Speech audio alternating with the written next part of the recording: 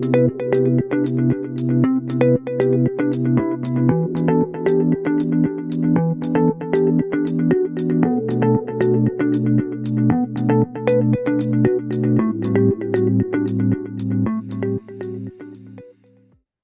bell rings.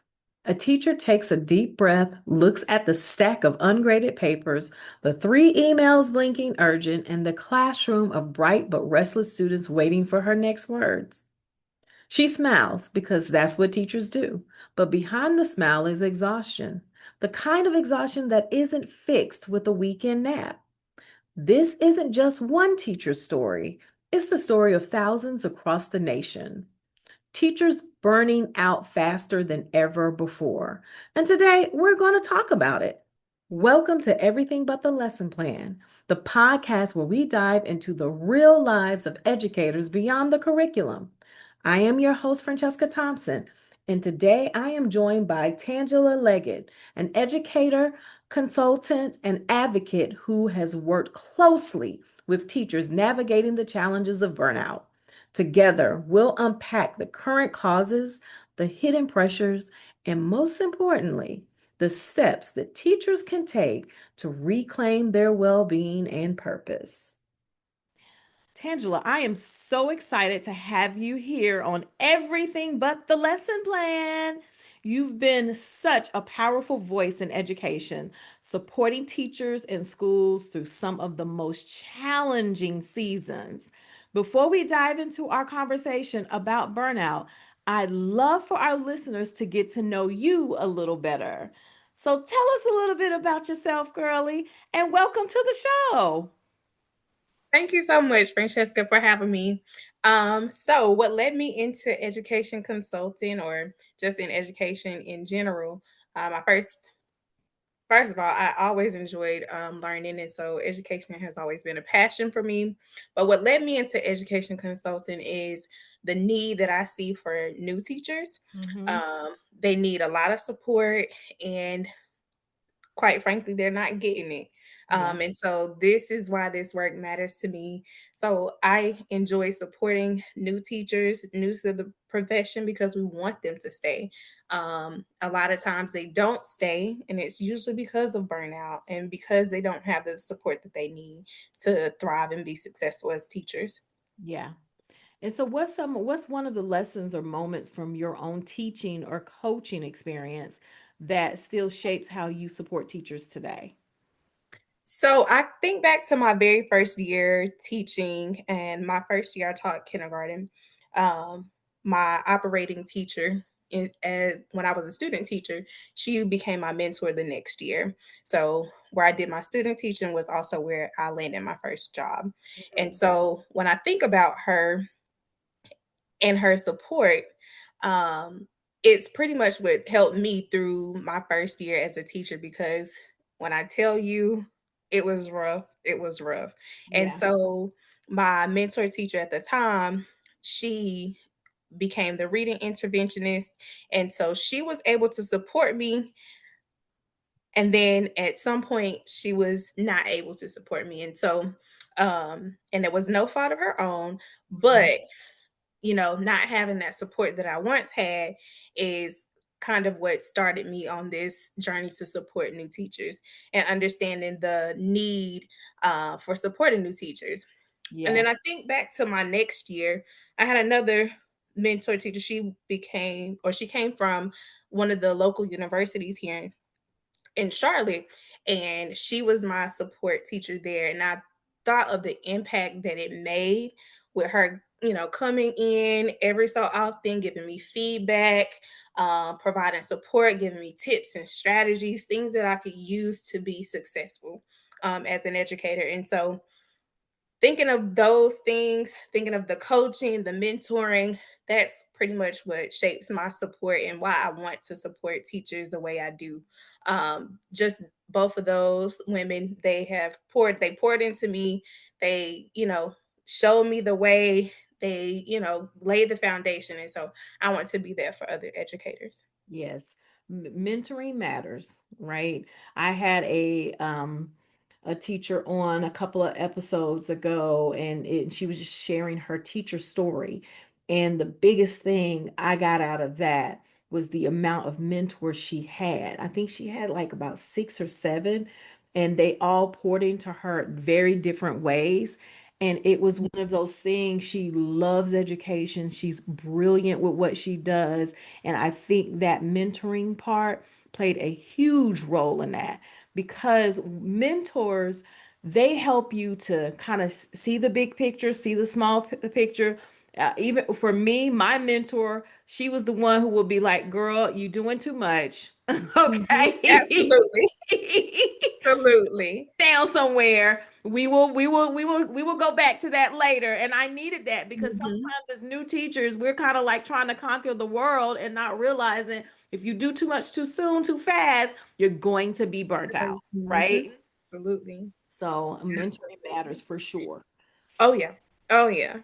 Yeah. So, Tangela, when you look at the state of education today, what do you see as the biggest drivers of teacher burnout right now?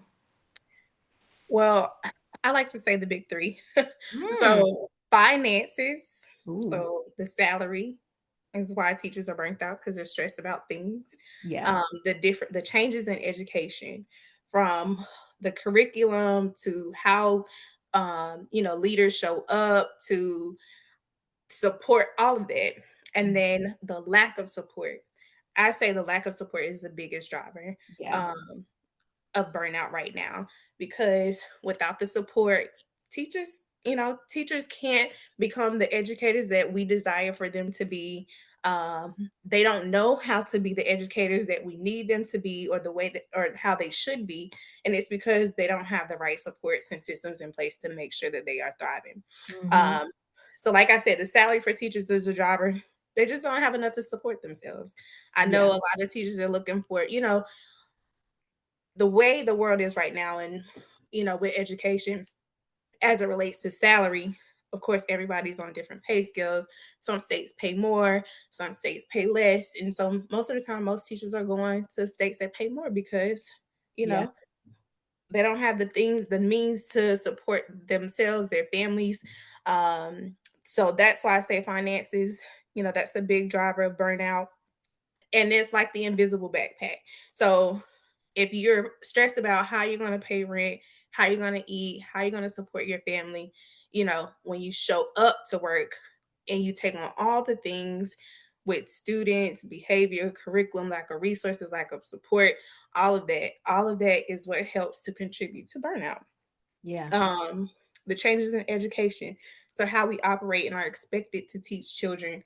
I know when I first started some years ago, it is not the same expectations that I see today. Um, Hmm.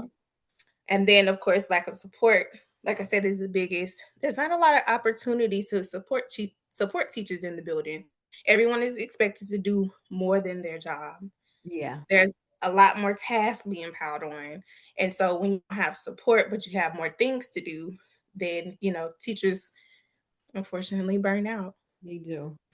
Yeah. And those are all great points as far as what's contributing to this. And that what stood out to me definitely is that finance piece and how teachers are just doing all types of things to make the extra money. I was in class with one of my uh, uh, classmates. We had took a class together, and I she told me her job was she was the teacher and the bus driver, and I was like, "What?" When you work for a Mhm. big school district like I do, you don't hear things like that, but those smaller school districts, you do. So she was getting paid to be the bus driver and the teacher, and I'm thinking to myself, my gosh, this lady has to pick up the students, receive the students in her class, and then take them home and do all of the other things. And I'm like, that is just Mhm. a lot, you know, Yeah. it's a lot. My So aunt, what she you was a say? teacher assistant. I said my aunt, she was a teacher assistant, and Hmm. you know, assistants play a big role. And Yeah, so when she would leave the school for the day, she also drove the bus home, drove the kids home, drove the bus, and then she picked them up in the morning and then have yeah, to go in and support and they play a yeah, major role. And they so do. I, empathize with them. That is a Yeah, lot to take it's a on. lot. Yeah, especially if Mhm. So, teachers often carry invisible loads, supporting students, social emotional needs, navigating constant changes, working long hours, and we just said having multiple jobs. So, Yes. from your perspective, how is this emotional labor contributing to burnout? So, it definitely contributes. Most teachers, they wear many hats. When I Hmm. say, they're nurses, counselors, therapists, referees, parents, and a host of other people, for students and children throughout the day, coupled with their own personal battles and well-being. It's whether it's physical or emotional well-being, it can take a toll on not just the teachers but everyone else too. And so emotional labor shows up daily for teachers in managing classroom energy, supporting students through trauma, things that they're going through, or simply holding space for others emotions while suppressing their own. And so, if teachers don't address their personal well being and take the mental health days, take the sick days when they're sick, teachers burn out easily and quick. And so, we see all the time that teachers come to work when they're sick because they feel like, the students need them to show up. And I've been guilty of that as well. And so, that contributes to burnout is just not taking the time that they need for themselves because they are humans too. Teachers aren't robots. And so without, focusing on their emotional well-being Mm, and their personal things that they have going on, it contributes to burnout so yeah, much. that emotional well-being, that's key, right? Mhm. Just Oh, supporting teachers in that way. oh yeah. And So so that's why next, what you I was say? I was saying, the invisible, like you said, the invisible loads, and I referenced the Mhm. invisible backpack. Teachers come to work with their own personal things, and Yeah, then they have to take on everyone else's, you know, all other right. kids. They have to take on their personal things going on. And so, really, if it's not addressed, then teachers will be burnt out. Yeah, and we've got because we're like you said, we're asking them to do more and more each year. The load. I know some districts are trying to provide some relief by hiring other Mhm. personnel to take on certain parts of the jobs or just removing that Mhm. altogether. But there's still a lot of work to be done, and especially in our high needs, low income schools, which Oh, yeah. heart is for them for sure. We know that burnout is often hits harder in high need schools where the teachers they face larger class sizes. They have fewer resources. They're fighting for things, They got more Mhm. student challenges. So what are some of the unique stressors for these educators and what support do you feel like they need the most? Well, Francesca, you said it. Those are the unique stressors. Hmm. Um, they face larger class sizes, fewer resources, and then, of course, more student challenges. And a lot of times, I'll be frank, there's a lack of community support in these schools. And Ooh, so, on without the now. community support, that's a stressor, and that's what some teachers need. They need support from the community, parents, people who can, help, outside resources like social work, things like that, that can help, you know, support the new teacher or support teachers as a whole. Um, there's less planning time. That's a stressor because the needs are greater in Hmm. those schools when it comes to student challenges. And it's typically because we're addressing the gaps. So, a lot of times in high need schools, you see everybody pitching in. We're going to pull small groups here. We're going to help to address these gaps. We're going to do this to address these gaps. And so um, it's support, but it also, you know, it doesn't give a lot of time for teachers to do what it is that they really need to do. Yeah. And when they have the time, that's support within itself. Mhm. Um, so in my experience in these schools, high need, low income schools, because that's been all of my career, my teaching career, Mhm. students are often what I would call survival mode, you Yeah. know. So they're really there for food or a place to get away from the challenges that they face outside the school. And so teachers need systems that help to build efficacy. They need consistent coaching. They need clear instructional priorities. I see it often. There's, you know, not any priorities for the instruction. And so they need that. They need the protected planning time and a culture that celebrates progress. So a school where it celebrates the work that teachers are doing, because it is a lot of work and because they're asked for so much. They need a culture where they're celebrated for the work that they're doing. And they Celebrate it. also need yeah, and they also need systems that allow for collaboration and not isolation. I think we talked about it before, is you felt alone because you were down in the bottom, in the basement, I was in the right? basement. And so we don't need teachers to be isolated. We need them to, work with other teachers and have conversations and collaborate so that they feel supported. Because once you feel isolated, you know, you don't feel the support. That's But right. that's what teachers need. And the two things I got to pull out what you just said. Community support. I don't think people really understand how important that is. Um, Mhm. I've worked at both a high need school and just a school that they had everything they needed. Okay, and more. Mhm. And so one school, it just felt like the red carpet was rolled out for me every day. I had if Mm. I asked for anything, it was given to me. I didn't have to think, Mhm. I didn't have to beg. Um, I got the support that I needed. And in the other school, it was a little more of a challenge with those things because with Right. your high need schools, you have to ask for more. You got to find creative ways to make things work. And so that community support, guys, is just imperative. It's so important for you to volunteer at the school, right? Come in when you can, after school, before school, make some copies, staple some papers, read a book, give the teacher a little bit of a break so she can grade papers or something like that, whatever the Mhm. school allows. But it's just imperative. Gather the resources that she needs or he needs for the classroom. It is, and when I say community support, yes, the parents for sure, but those local businesses Mhm. that are surrounding those schools Mhm. can be a source of support as well, right? Right. You can Right.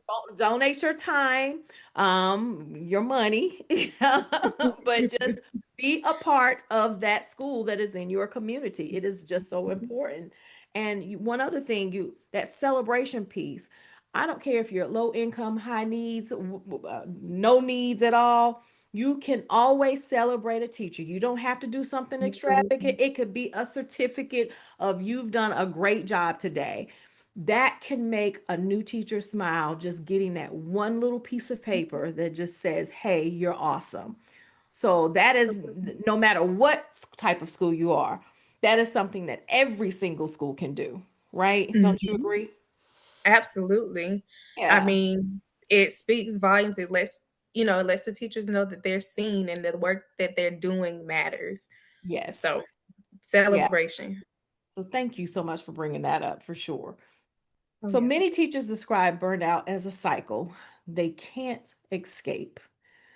What practical strategies or small shifts can teachers use to interrupt that cycle and begin to restore themselves?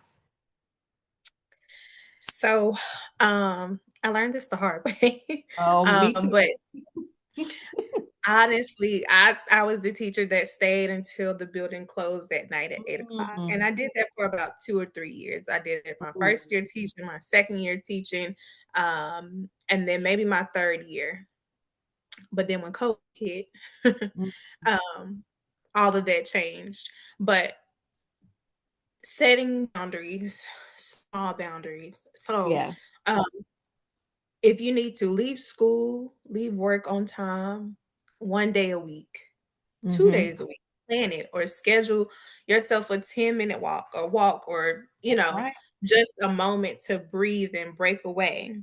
And if you're going to do work after hours, and this is exactly what I do, I set a time limit of 1 hour. I'm only going to dedicate an hour of extra work after work, to set that boundary. And whatever isn't finished, you finish it the next day. Mm-hmm. Um, so setting small boundaries is key. Yeah. Another thing would be to structure the planning time with the task that has a high priority. Complete that until you've, marked off your to-do list, a task on your to-do list. But structure your planning time. If you're not meeting with your PLC lead, your coach, or anything like that, structure your planning time with a task Mm-hmm. that has a high priority. That way, you finish that task, you completed that task, and then you can move on to something else. That way, the tasks don't pile up because you'll get overwhelmed. Once those tasks start piling up, you get overwhelmed, and then you get into this cycle, and then that's how burnout starts, and it That's happens and it repeats itself. Um, Another one would be to take a mental health day. If you got the day, you got the time, take it. I am an advocate for it. Because sometimes you just need that. And like I said at the beginning, we all carry invisible backpacks. We all have personal things going on. And so sometimes you just might need that day for yourself. mm-hmm. And if you're sick, stay home. If you're sick, I Exactly. know we want to, oh, we don't want to miss the day because of the kids and students want to make sure. No, if you're sick, take care of you Mm-hmm. because you have to show up for yourself, you know. Um, Another one would be to talk about your feelings with a trusted person. We get frustrated. We have so much going on at work. Talk to somebody, share how you feel, get that out.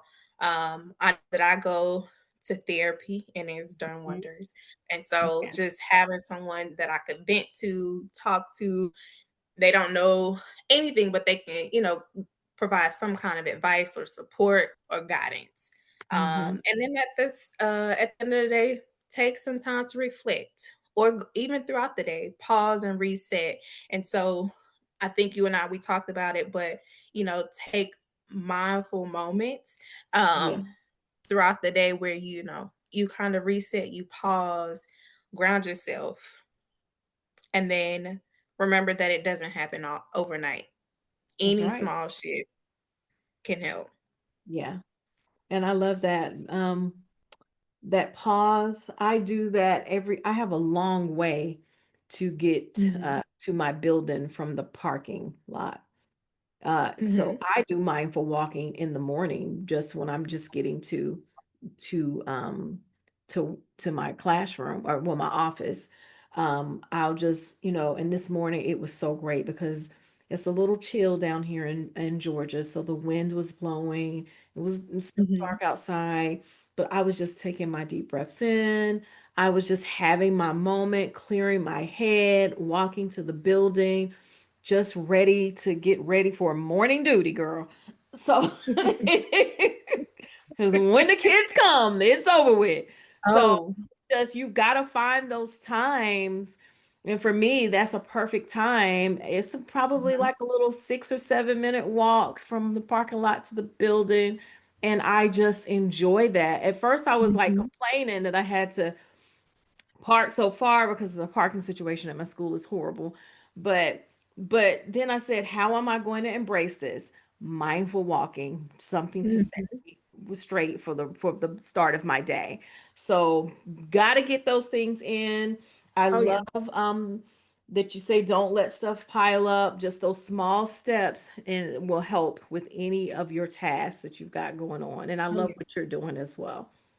Yeah, I think,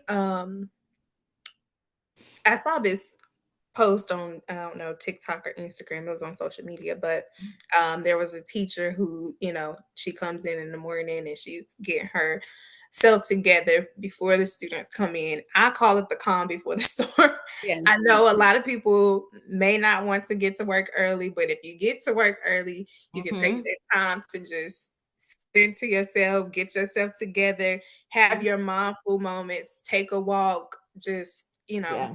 I like to get to work a little bit early. That way I don't feel like I'm rushed and the Yes, storm like is coming. they getting through the door. I'm getting through the door too. Yeah, we But don't you, want oh, no, you don't. No, you don't. we want that.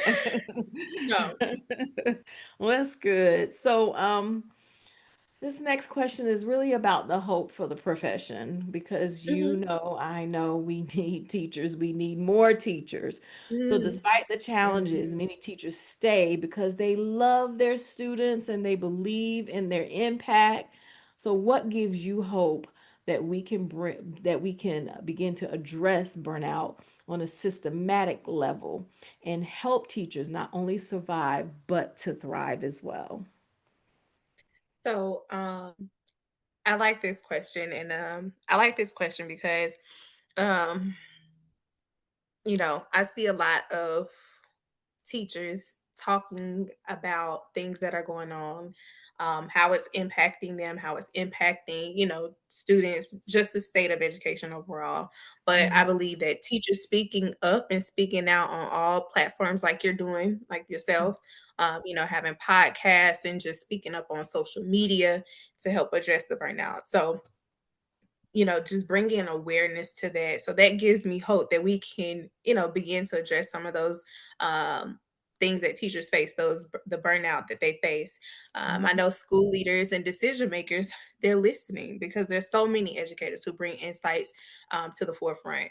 So with the podcast, with the, TikTok videos, the Instagram videos, all of that is bringing awareness. And so I know that educators, school leaders and decision makers, they're seeing it. They're I seeing. pray as we listen, that or as they listen, that they have a change of heart and really address the issues of burnout. So that's Absolutely. my hope for that because so many, it's not just one person talking about it, it's a number of teachers and educators Yes. who are shining light on the issues of Yep. what's happening. And so we can see it now that we have a shortage of teachers, and it's Hmm. really because teachers are burnt out and they don't want to deal with it. They don't want to, a lot of the stressors that they have for burnout, are really the cause of, the cause of the shortage. And so teachers are rallying and choosing themselves. They are. And unfortunately, it's cost us. But I believe that there are some districts and leaders who are listening, because they've created initiatives to support those teachers and address the burnout and shortages that we face now. And so that is my hope, is that we can continue to, shine light, and hopefully that brings about change. Yes. Like you said, more teachers are putting out messages and talking about the Mhm, issues on all these mhm. digital platforms. So we are being heard. You can't not hear us, okay? Exactly, exactly, exactly. So continue to do what you're doing. The work that you're doing is great. I'm Thank going to you. link your stuff to the show notes. Please contact her. She has a lot of great resources and she's doing some positive work for educators because at the end of the day, me and her both know how important this work is, how we need teachers, and we want to be that voice that brings them in and also supports them once they're in, for sure. Right? Mhm. Absolutely. Yeah. So, Tangela, thank you for joining us today and sharing such wisdom, compassion, and honesty. And I'm gonna say it, that honesty piece, that was key. So, teacher Um, burnout isn't just an individual problem, it's a collective one. It touches classrooms, schools, families, and communities. So, if you're listening today and you feel the weight of burnout, I want you to know this. You are not alone and you are not weak. You are human. And just like your students, you deserve care, support, and space to grow. And thanks again, Tangela, for joining us today and having your voice heard on this issue. This is Everything But the Lesson Plan. I am your host, Franchesca Thompson. Let's keep the conversation going because when teachers thrive, our students thrive too. Thank you, Francesca. Thank you.